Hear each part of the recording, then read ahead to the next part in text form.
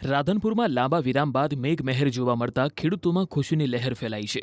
મહત્વનું છે કે ભારે વરસાદની સ્થિતિને પગલે રાધનપુર બજાર અને બસ સ્ટેન્ડ વિસ્તારમાં પાણી ભરાઈ ગયા હતા, તો એક જ સ્થળે દુકાનની બહાર ગેસના સિલિન્ડર પણ કાગળની હોડીની જેમ તરતા જોવા મળ્યા। બીજી તરફ મહેમદાવાદ, શેરગઢ અને પોરાણા સહિતના ગ્રામ્ય વિસ્તારોમાં પણ મેઘમહેર થતાં ખેતરમાં વાવેલ પાકને જીવનદાન મળ્યું।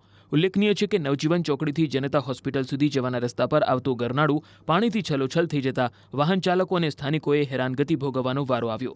પાટણ જિલ્લામાં વહેલી સવારથી જ અત્યારે વરસાદની શરૂઆત થઈ ગઈ છે। મારી પાછળના આપ દ્રશ્યો જોઈ શકો છો કે આ ગરનાળાનો વિસ્તાર છે, જ્યાં આગળ જનતા હોસ્પિટલથી નવજીવન તરફ જવાનો આ મુખ્ય રસ્તો છે અને મુખ્ય રસ્તાના અંદર અત્યારે ગરનાળામાં 1.5 થી 2 ફૂટ સુધીના અત્યારે પાણી ભરાઈ ગયા છે। આપ દ્રશ્યોમાં સ્પષ્ટ જોઈ શકો છો, એક મહિલા છે કે જે અત્યારે તેના કામથી બહાર જતી હતી, પરંતુ ત્યાં ખાસ કરીને અત્યારે વરસાદના કારણે ઢીંચણ સુધી પાણી ભરાઈ ગયા છે। આપણે બેનને પૂછ્યું, બેન તમારું નામ શું ને તમે ક્યાંથી આવો છો? મારું નામ કોમલ છે અને હું અહીંયા કુબેરનગરથી આવું છું, પીતાંબર તળાવથી। ક્યાં જઈ રહ્યા હતા અત્યારે હું લારી લેવા જાઉં છું મારા બનેવીની। પાણી કેવા ભરાઈ ગયા છે? બહુ ભરાઈ છે, મને બહુ તકલીફ પડે છે। હું વિચારું કે કેવી રીતે હું જાઉં, હવે ખબર નહીં હવે જવાનો રસ્તો ક્યાંથી મળશે। હવે દર વર્ષે આવી તકલીફ પડે છે? હા, દર વર્ષે આવી તકલીફ પડે, આખું ભરાઈ જાય અને અમારે વેચવાનું બચવાનું અમારે બહુ તકલીફ પડે।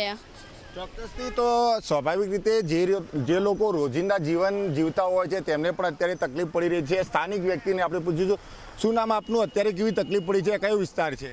આ રેલવે ગરનાળા વિસ્તાર છે, અહીંયા મારી શોપ આવેલી છે, પરંતુ છેલ્લા ઘણા સમયથી આ નાળું 1.5-2 ઇંચ વરસાદ પડે અને ભરાઈ જવા પામે છે।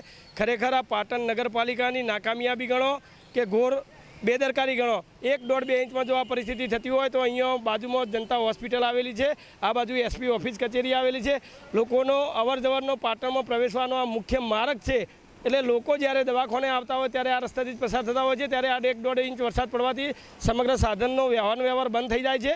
એટલે આ પાલિકા તંત્ર દ્વારા જે મોન્સૂન કામગીરી કરવામાં આવે છે, માત્ર ને માત્ર કાગળ ઉપર કરવામાં આવે છે, કોઈપણ જાતનું સુપરવિઝન થતું નથી, જેના કારણે આ પરિસ્થિતિનું નિર્માણ થાય છે।